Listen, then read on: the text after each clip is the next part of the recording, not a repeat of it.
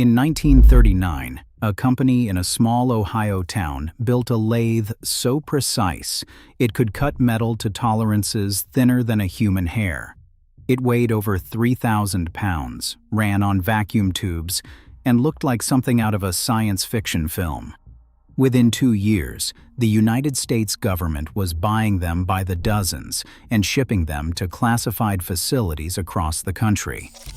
Because before you could build the atomic bomb, you needed a machine that could shape uranium to geometric perfection.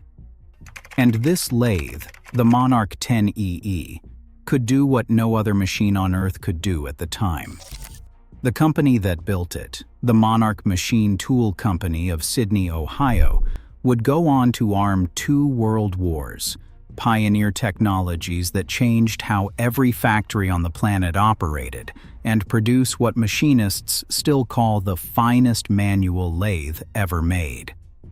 The man who ran it for 45 years was a 28-year-old widower with no engineering background and no children.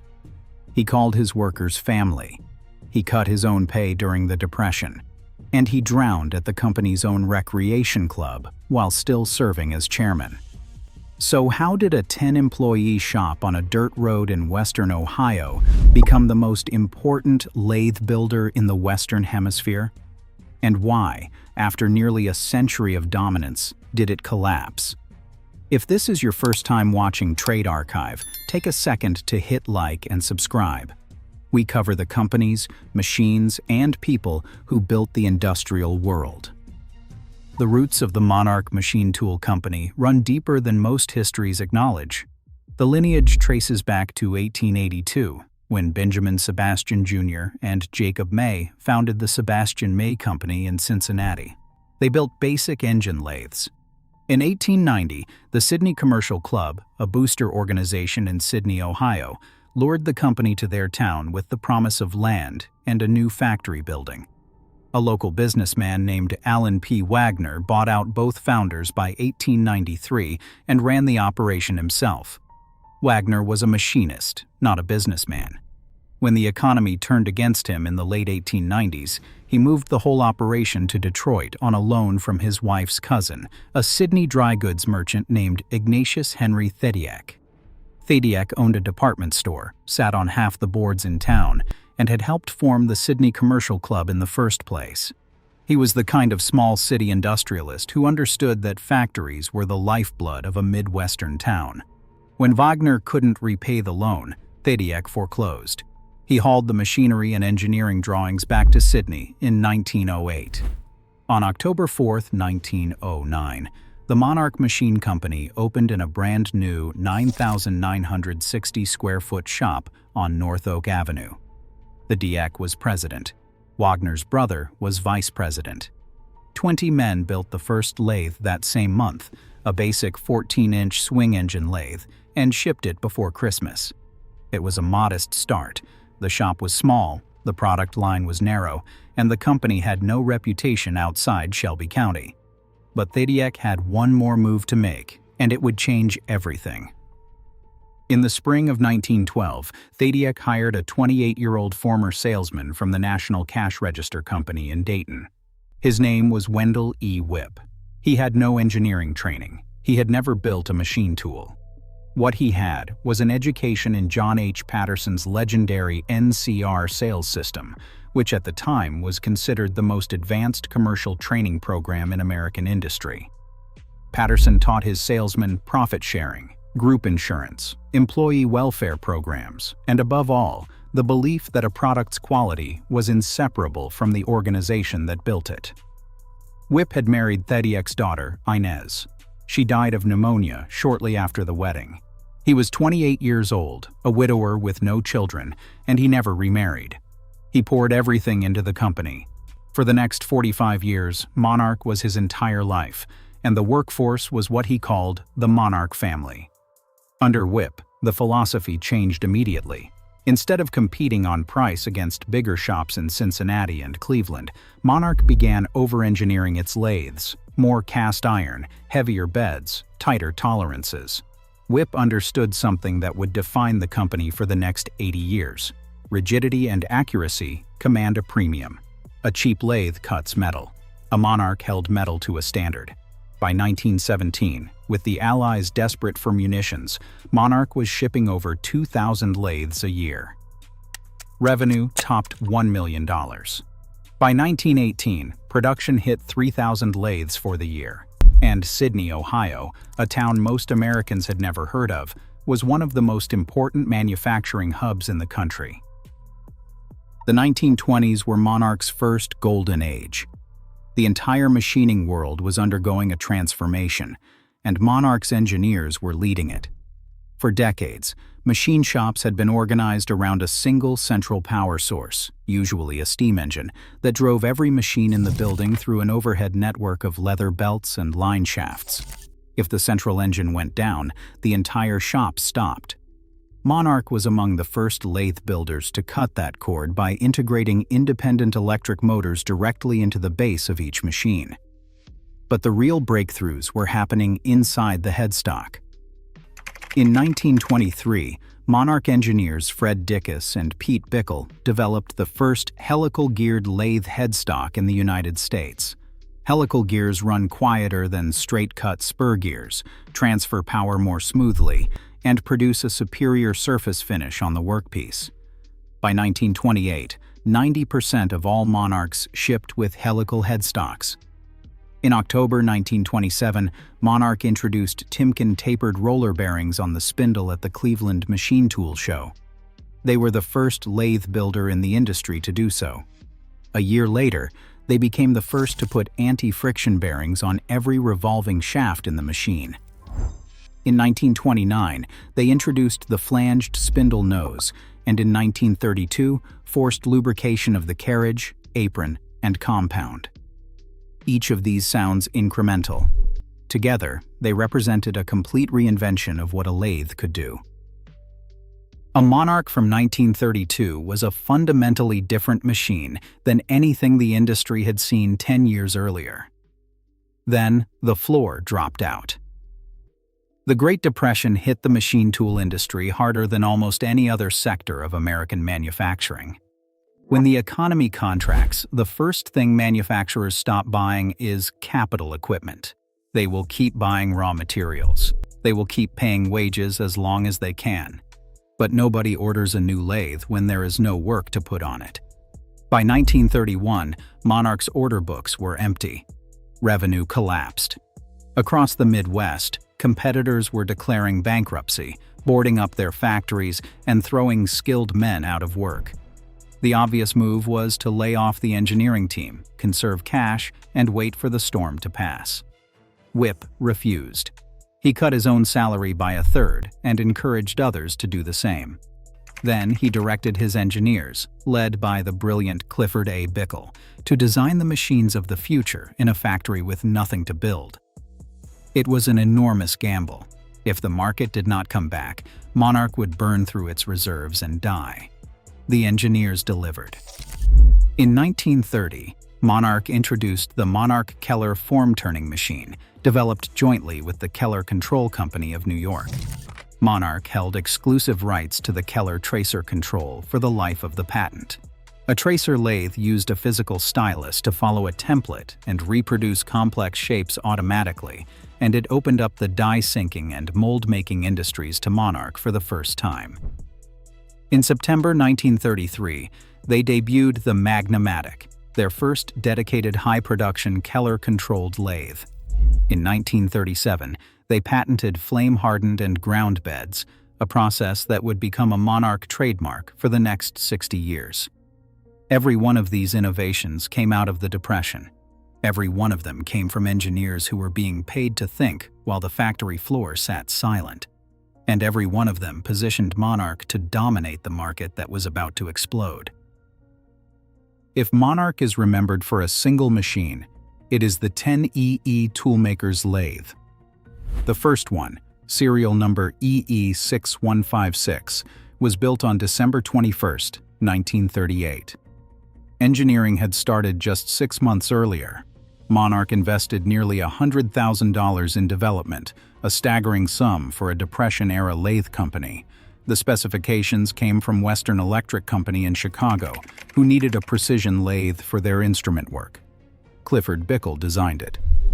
The defining patent, number 2,381,422, was filed October 31, 1939, and awarded August 7, 1945. The 10EE was unlike anything the industry had ever seen. Its cast iron housing was sculpted in the Streamline Moderne vocabulary of the late 1930s, the same design language as the 20th Century Limited locomotive and the Pennsylvania Railroad, GG1 electric. Smooth curves, horizontal banding, teardrop dials. It looked more like a piece of industrial sculpture than a machine tool. This was deliberate. Monarch wanted to elevate the tool and die maker, the machinist who makes the tools that make other tools, from shop floor laborer to elite artisan. The 10EE was the machine that said this work matters. It was also, by any measure, absurdly overbuilt. Classified as a 10-inch lathe, meaning it could swing a 10-inch diameter workpiece over the bed, the 10EE actually had a 12-inch swing. It weighed 3,250 pounds. Its footprint was only 29 inches by 60 inches. All that mass was engineered to absorb vibration and deliver flawless surface finishes at tolerances of 1/10,000th of an inch. In a trade where measurements are taken in millionths, the 10EE was the machine you reached for when nothing else was good enough. But the most revolutionary feature was the drive. The original 1939 machines used a Sunstrand hydraulic variable speed unit that allowed the operator to dial in any spindle speed from 25 to 2,500 revolutions per minute without stopping to change gears or belts. In 1941, Monarch replaced the Sunstrand with a Reliance motor generator set, a modified Ward-Leonard drive that pushed the range to 40 to 4,000 revolutions per minute. In 1949, the motor generator gave way to the YAD, which stood for Works in a Drawer. This was a vacuum tube drive using Thyrotron rectifier tubes to convert alternating current to variable direct current, all mounted on tombstone-shaped panels that slid out on a drawer beneath the tailstock. The glowing tubes became the 10EE's visual signature, the thing that made it look like a machine from the future, even as it was being used to do the oldest kind of precision work. Over its production life, the 10EE went through 5 completely different motor drive technologies: Sunstrand hydrostatic, Reliance motor generator, YAD Thyrotron vacuum tube, a solid-state module drive in 1960, and finally, a fully solid-state alternating current inverter drive in 1995. 5 generations of electronics inside the same cast-iron body. A 1942 10EE sent to the factory today comes back with a 7.5 horsepower alternating current motor inside an unchanged Streamline Moderne housing. By September 1939, Europe was at war. By December 1941, so was the United States. And before the military could build a single ship, tank, or aircraft, it needed the machine tools to build them.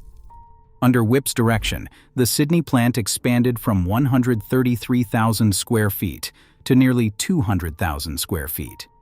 The workforce, which had been around 700 before the war, reached 2,700 by December 1942. Production that year reached 8,116 lathes, the largest single-year output in Monarch's history. The company was building more lathes in a single month than it had shipped in its entire first year of existence. Among the most consequential decisions Whipp made during the war was one that had nothing to do with engineering. He hired women, hundreds of them. A Sydney resident named Virginia Oldham became the first female employee. Within 6 months, Monarch had over 500 women on the floor. They operated overhead cranes. They assembled headstocks.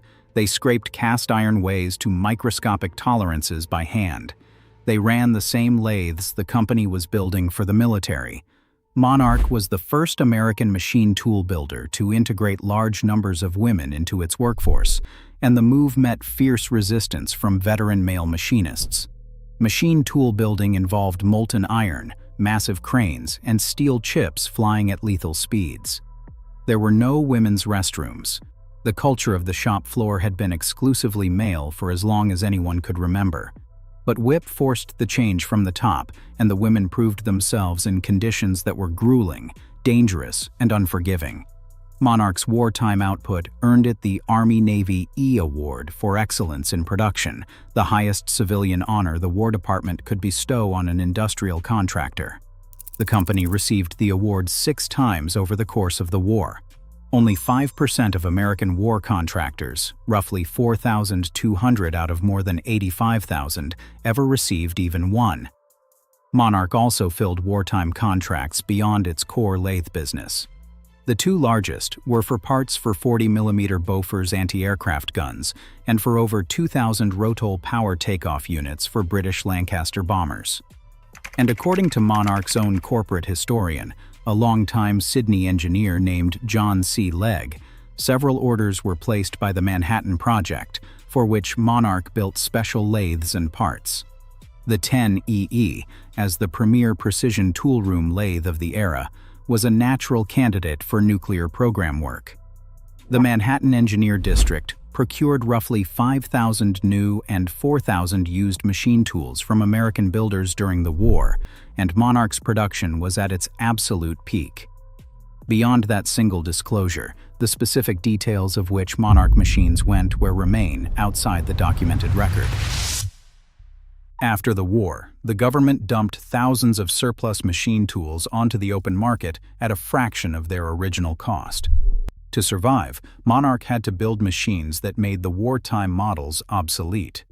They did. At the 1955 National Machine Tool Builders Association show in Chicago, Monarch debuted the Series 62 lathe with the Dyna Shift headstock. This was a hydraulic shifting mechanism that allowed the machinist to set the desired surface speed and workpiece diameter on 2 dials. A mechanical computer inside the headstock would then automatically shift the internal gears to the optimal revolutions per minute. There were 36 pre-selectable speeds, shifted hydraulically at the apron.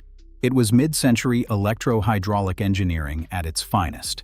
At that same 1955 show, Monarch demonstrated something even more significant. They showed a modified Model 1000 EE with a hybrid tracer numerical control system. It was the first demonstration of a numerical control lathe by an American machine tool builder. The future was arriving. Through the 1960s and the 1970s, Monarch diversified aggressively. In September 1963, they acquired Edland Machinery in Cortland, New York, which became the Monarch Cortland division, and built vertical machining centers. In September 1968, they purchased Stamco in New Bremen, Ohio, a maker of heavy coil processing equipment. In 1969, they acquired Comec in Paris. In 1974, they bought Dean, Smith and Grace in Keighley, West Yorkshire, England, giving Monarch a captive foundry that supplied castings to both Sydney and Cortland. The company introduced its Pathfinder series of numerically controlled lathes, massive machines run by punched paper tape, and later the Metalist line of computer numerical control turning centers. The first Metalist shipped in March 1981. By the mid-1970s, Monarch had 440,000 square feet of factory space on 13 acres, over 125 cranes, and a parking lot for 720 cars, connected to the main building by a pedestrian bridge over the Baltimore and Ohio rail line. But beneath the expansion, the foundation was cracking. In 1975, a long and bitter strike shut down the Sydney plant. It ran well into 1976.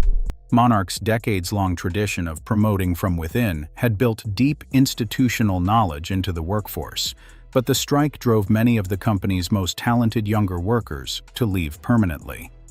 The damage was not just economic, it was cultural. The Monarch family that Whipp had spent a lifetime building never fully recovered. Whipp himself had been dead for nearly 20 years by then. On April 27, 1957, at the age of 73, Wendell Whipp drowned in a boating accident at Monarch's own Rod and Gun Club. He was still serving as chairman of the board. He had led the company since 1912, through 2 world wars, a depression, and a complete technological transformation of the industry. He had no heirs. His estate included the 300 shares of Monarch stock he had donated to establish what became the Community Foundation of Shelby County. The man who succeeded Whipp's generation of leadership was Kermit Cook, an Ohio State mechanical engineering graduate who became president in 1961. Cook was demanding and capable, but as John Legge later wrote, in his latter years, he lost the vision he once had and would not allow the managers groomed to replace him to actually lead.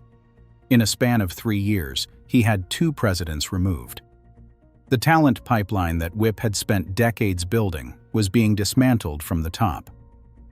Then came the Japanese. In the late 1970s and the 1980s, Japanese machine tool builders entered the American market with force. Yamazaki Mazak, Mori Seiki, Okuma. Their advantage was not government subsidy in the way most American accounts framed it. The real edge was a deep collaboration between Japanese builders and Fanuc, the dominant CNC control manufacturer.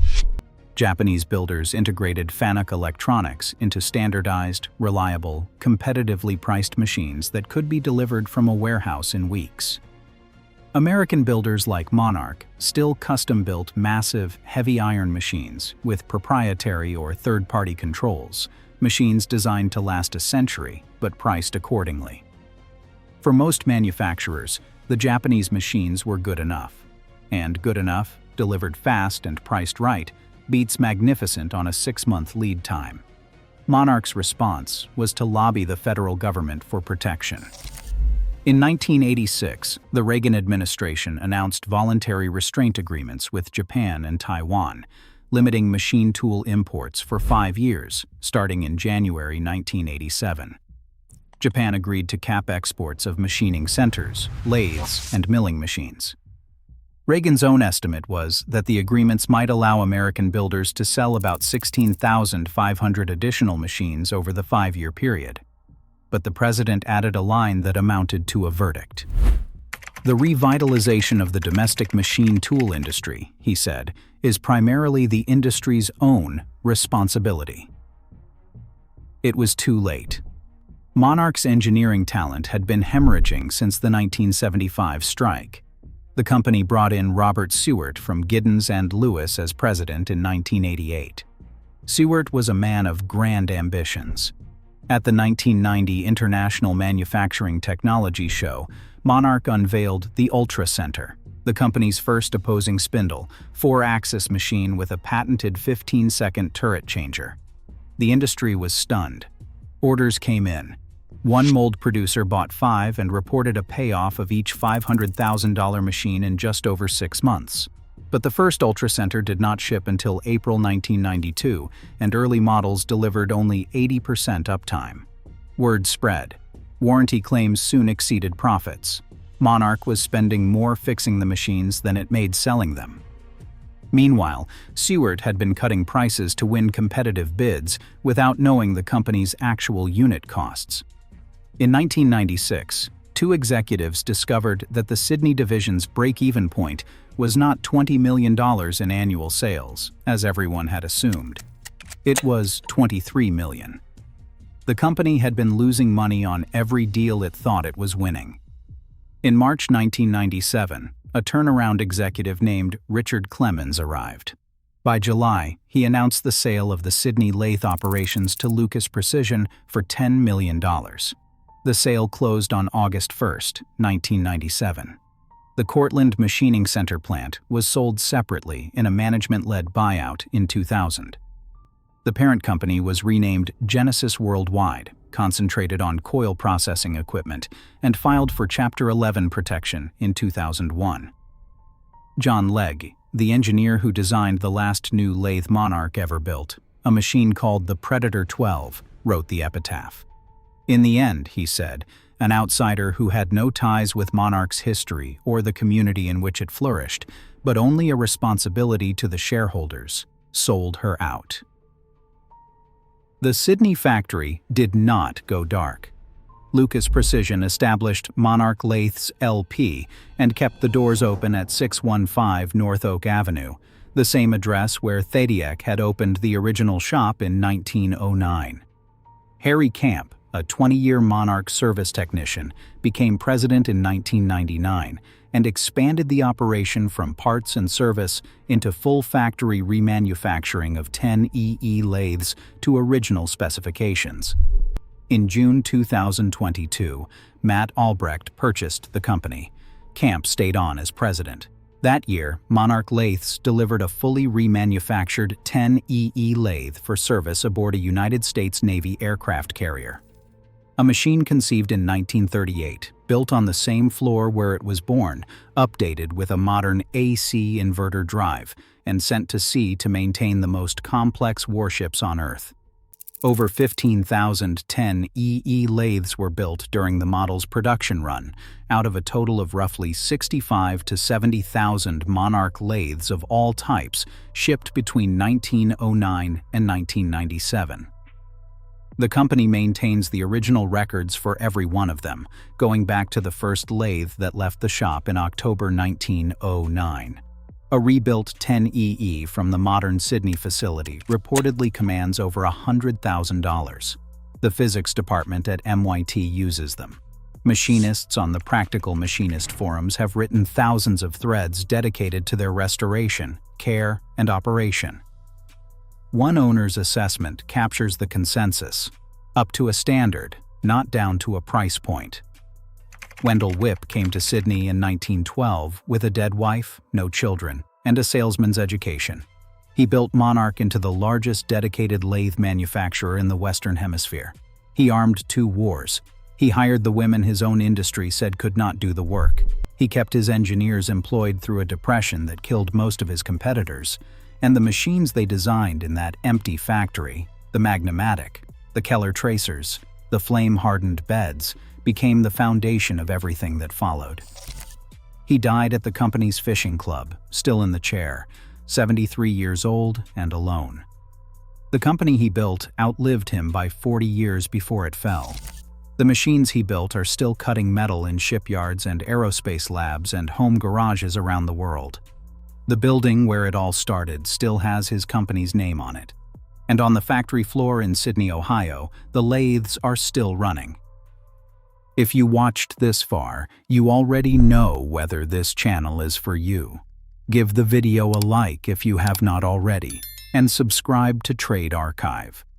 And if you want to see what happens when another American factory reaches that same crossroads, click the video on screen.